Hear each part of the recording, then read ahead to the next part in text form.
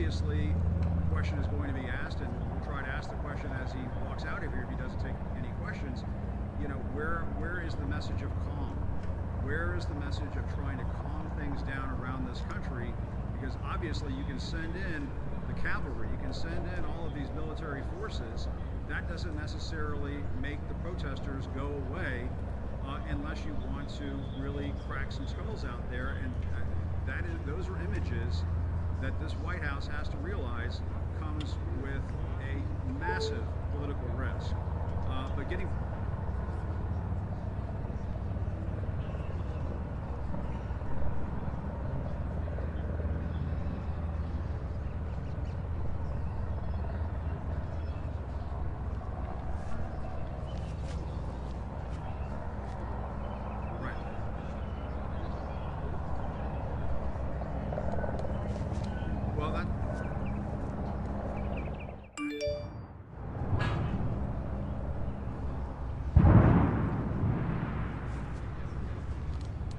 That's right, Wolf. And we just heard 3 more explosions, and I can tell you, Wolf, when that tear gas is fired out on the street near the White House, you can smell it down the block. It is not something that you just have to be in that same vicinity in order to experience that. And I think it does beg the question, why is the president delivering this address to the nation in the Rose Garden, where clearly we're going to hear these explosions, and there is the potential that you could have tear gas.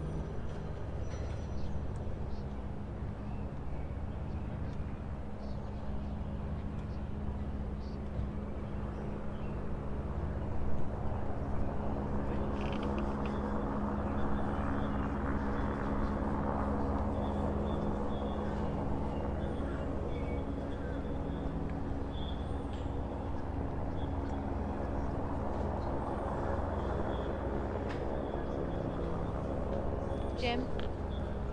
2-minute warning.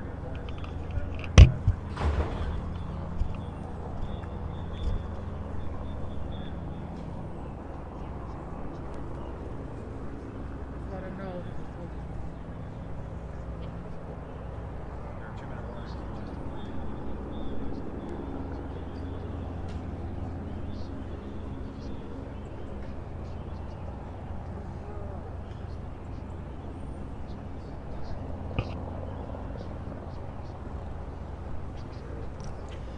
Ladies and gentlemen, the President of the United States, Donald J. Trump.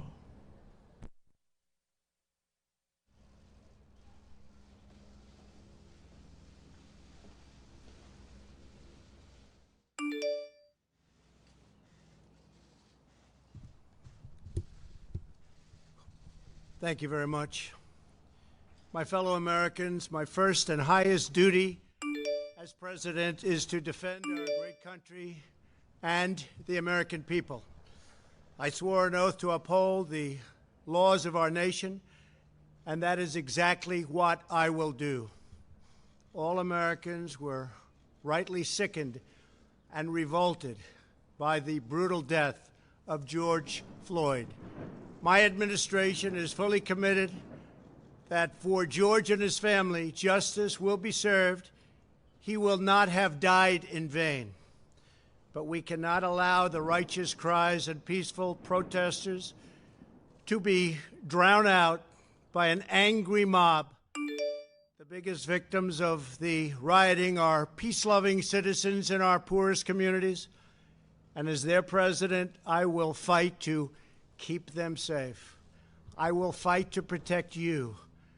I am your president of law and order and an ally of all peaceful protesters.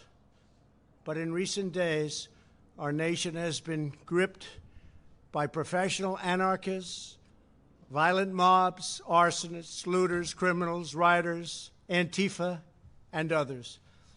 A number of state and local governments have failed to take necessary action to safeguard their residents. Innocent people have been savagely beaten, like the young man in Dallas, Texas, who was left dying on the street, or the woman in upstate New York viciously attacked by dangerous thugs. Small business owners have seen their dreams utterly destroyed. New York's finest have been hit in the face with bricks. Brave nurses who have battled the virus are afraid to leave their homes. A police precinct has been overrun here in the nation's capital. The Lincoln Memorial and the World War II Memorial have been vandalized. One of our most historic churches was set ablaze. A federal officer in California, an African-American enforcement hero, was shot and killed. These are not acts of peaceful protest. These are acts of domestic terror. The destruction of innocent life and the spilling of innocent blood is an offense to humanity and a crime against God. America needs creation, not destruction. Cooperation, not contempt. Security, not anarchy. Healing, not hatred. Justice, not chaos.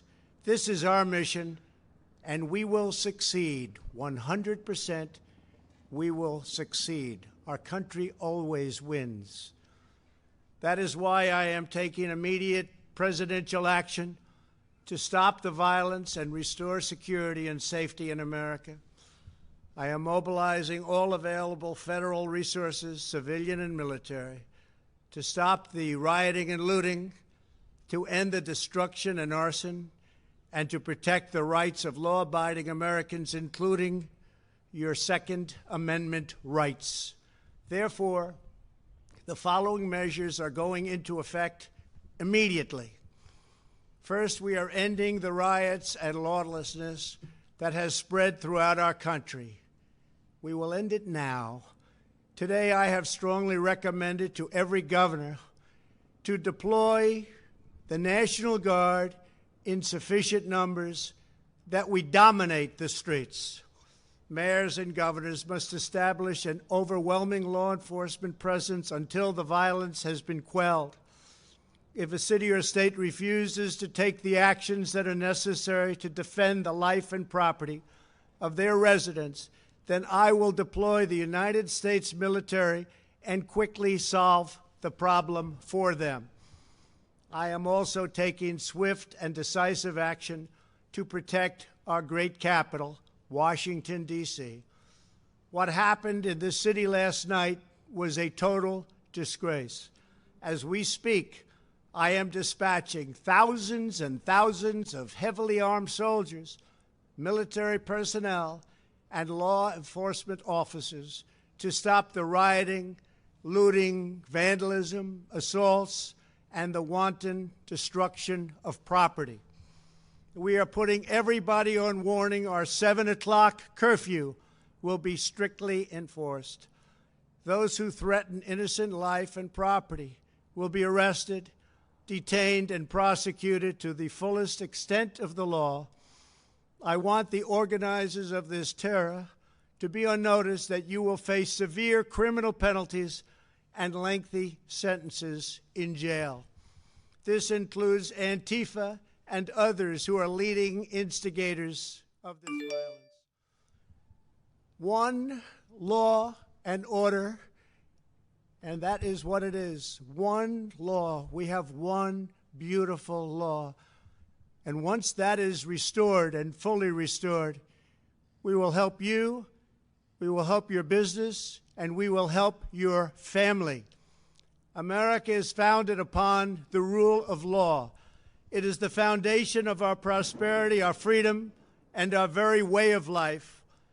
But where there is no law, there is no opportunity. Where there is no justice, there is no liberty. Where there is no safety, there is no future. We must never give in to anger or hatred. If malice or violence reigns, then none of us is free. I take these actions today with firm resolve and with a true and passionate love for our country. By far, our greatest days lie ahead. Thank you very much, and now I'm going to pay my respects to a very, very special place. Thank you very much.